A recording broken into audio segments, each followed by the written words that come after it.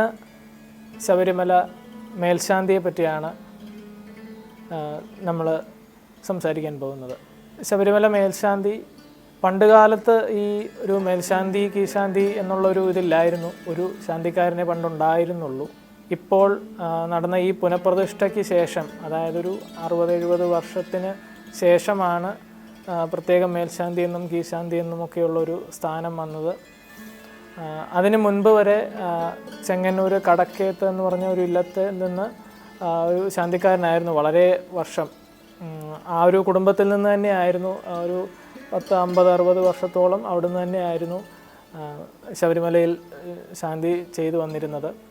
വളരെ വർഷങ്ങൾക്ക് മുമ്പൊരു കാലഘട്ടത്തിൽ ഈ ഒരു മുൻപ് പറഞ്ഞ ഈ ഒരു കുടുംബം ശാന്തി ഏൽക്കുന്നതിന് മുൻപ് ഒരു സമയത്ത് അതിനു മുമ്പ് ശാന്തി കഴിച്ചിരുന്ന ആളെ ആന കുത്തി അദ്ദേഹം മരിച്ച് ശബരിമലയിൽ ശാന്തി കഴിക്കാൻ ആരുമില്ലാതെ അടച്ചിടേണ്ട ഒരു അവസ്ഥ പോലും പണ്ട് വന്നിട്ടുണ്ട്.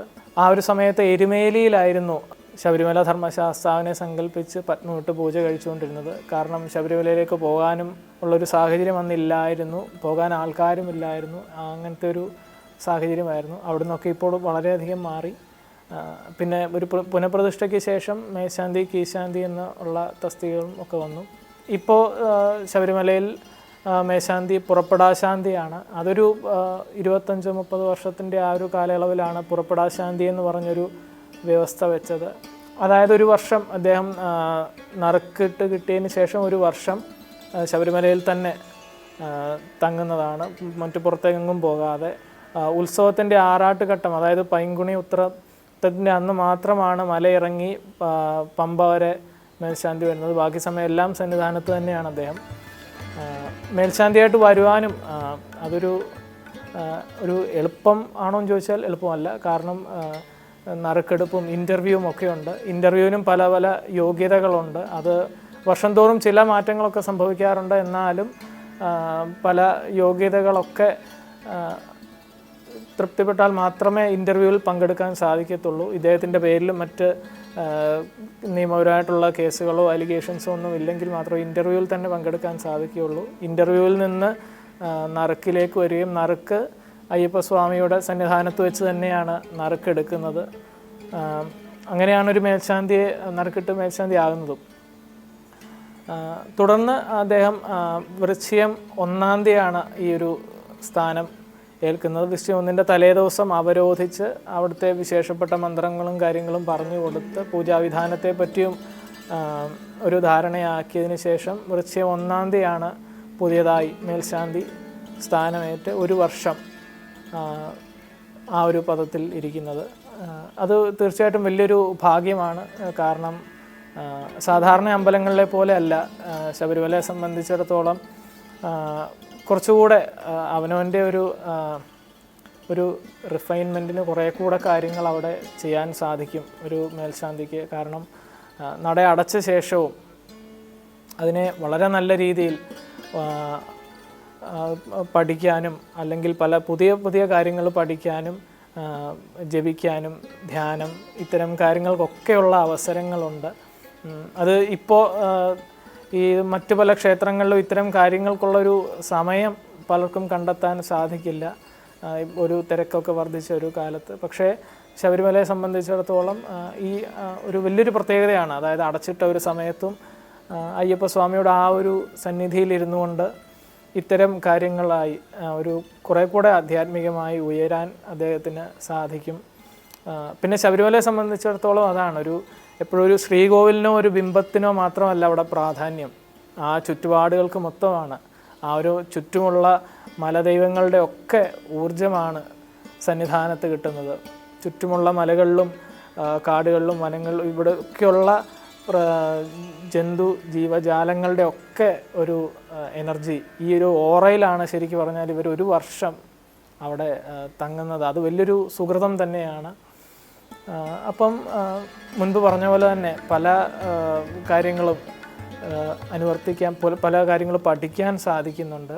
അപ്പോൾ ഇപ്പം തന്നെ നടന്നു വരുന്ന കാര്യങ്ങൾ, ഇപ്പോൾ ഈ അടച്ചിട്ട ഒരു സമയത്ത് അല്ലെങ്കിൽ ശ്രീകോവിൽ അടച്ചിടുന്ന ഒരു സമയത്ത് അവർ ജപം നെയ്യ് ജപിക്കാറുണ്ട്. ഈ നെയ്യ് അതിന് ശേഷം ശ്രീകോവിൽ നട തുറക്കുന്ന ഒരു അവസരത്തിൽ അഭിഷേകം കഴിക്കാറുമുണ്ട്. അപ്പം കുറേ ലക്ഷം ആവർത്തി ജപമൊക്കെ സാധിക്കും. അത് കൂടുള്ളവരെയും ഇതിന് പ്രോത്സാഹിപ്പിക്കുകയൊക്കെ ചെയ്യും. അപ്പം സാധാരണ ഒരു ജീവിത സാഹചര്യത്തിൽ ചെയ്യാത്ത ഇത്തരം ജപം കാര്യങ്ങളൊക്കെ ചെയ്യാത്തവരും അവിടെ ചെന്നിട്ട് ഇത്തരം കാര്യങ്ങളിലൊക്കെ ഏർപ്പെടുകയും പിന്നീടുള്ളവരുടെ ഒരു ജീവിതത്തിലും അവർക്കിത് തുടർന്ന് വരികാൻ പറ്റുകയും സാധിക്കുന്നുണ്ട്. അപ്പോൾ അവരുടെ ഒരു വ്യക്തിത്വ വികാസം അവിടെ നടക്കുന്നുണ്ട്.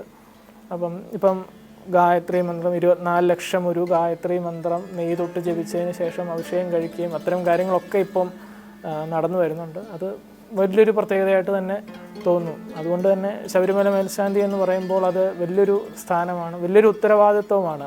ശബരിമലയെ സംബന്ധിച്ചിടത്തോളം പ്രത്യേകിച്ചും കേരളത്തിന് പുറത്ത് നിന്ന് വരുന്ന ഭക്തജനങ്ങളൊക്കെ മേൽശാന്തിയെ കാണാനാണ് അവർക്ക് കൂടുതലും അവർ കയറുന്നതും കാണുന്നതൊക്കെ. കാരണം ശരിക്കും മേൽശാന്തിയാണൊരു എന്താ പറയുന്നത്, മുത്തശ്ശൻ പറഞ്ഞു കേട്ടിട്ടുള്ളതാണ്. വളരെ ഒരു ശാസ്ത്രീയമാണോ എന്ന് ചോദിച്ചാൽ ശാസ്ത്രീയമല്ല, പക്ഷേ ഒരു സാധാരണക്കാരന് മനസ്സിലാകുന്ന രീതിയിൽ പറഞ്ഞാൽ മേൽശാന്തി ഒരു അമ്മയുടെ സ്ഥാനവും തന്ത്രി ഒരു അച്ഛൻ്റെ സ്ഥാനവുമാണ്.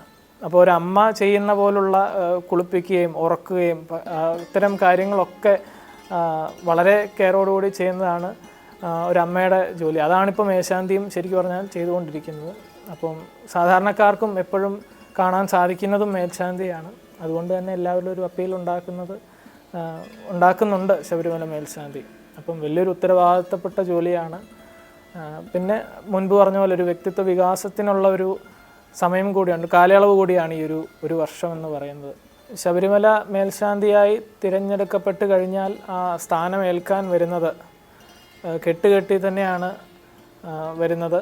സാധാരണ ഒരു ഭക്തൻ വരുന്ന പോലെ തന്നെ അദ്ദേഹത്തിൻ്റെ ഇല്ലത്തൊന്നും കെട്ടുകെട്ടി തന്നെയാണ് ശബരിമലയിലേക്ക് വരികയും അപ്പോൾ ശബരിമലയിലുള്ള മേൽശാന്തി അദ്ദേഹത്തെ സ്വീകരിച്ചുകൊണ്ട് പടി കയറി സന്നിധാനത്തെത്തിയാണ്. പിന്നെ തുടർന്നാണ് ഈ അവരോധ ചടങ്ങൊക്കെ. ഈ നട തുറക്കുന്ന അന്ന് വൈകുന്നേരം, അതായത് വൃശ്ചികം 1 തലേ ദിവസം വൈകുന്നേരമാണ് ഈ അവരോധ ചടങ്ങും കാര്യങ്ങളും ഒക്കെ നടക്കുന്നത്. പിന്നെ ഇറങ്ങാൻ നേരവും പടി പിന്തിരിഞ്ഞാണ് പടി ഇറങ്ങി സാഷ്ടാംഗം നമസ്കരിച്ചാണ് തിരിച്ചിറങ്ങുന്നത്. അത് പലപ്പോഴും അതൊരു വികാരനിർഭരമായിട്ടുള്ള ഒരു സന്ദർഭം ആവാറുണ്ട്. കാരണം ഒരു വർഷത്തോളം അവർ അവിടെയും ആ ഒരു ഭൂപ്രദേശവുമായിട്ട് വളരെയധികം താതാത്മ്യം പ്രാപിക്കുകയും അത്രത്തോളം അടുപ്പം അവിടെയായിട്ട് പെട്ടെന്ന് ഇറങ്ങേണ്ട ഒരു അവസരം വരുമ്പോൾ അത് തീർച്ചയായിട്ടും നമുക്കത് പറഞ്ഞറിയിക്കാൻ പറ്റില്ല എങ്ങനെ ആ ഒരു മാനസികാവസ്ഥയെന്നോ കാര്യങ്ങളെന്നോ. പിന്നെ ഇതേ വ്യവസ്ഥ തന്നെയാണ് മാളികപ്പുറത്തും ഉള്ളത്. അതും ഇതേപോലെ തന്നെ ഒരു വർഷത്തെ ചുമതലയാണ്. ഒരു വർഷത്തേക്കാണ് മേൽശാന്തിയായി സ്ഥാനമേൽക്കുന്നതും ഒരു വർഷത്തിന് ശേഷം ഇതേപോലെ തന്നെ പടിയിറങ്ങിയാണ് തിരിച്ച് മടങ്ങുന്നത്.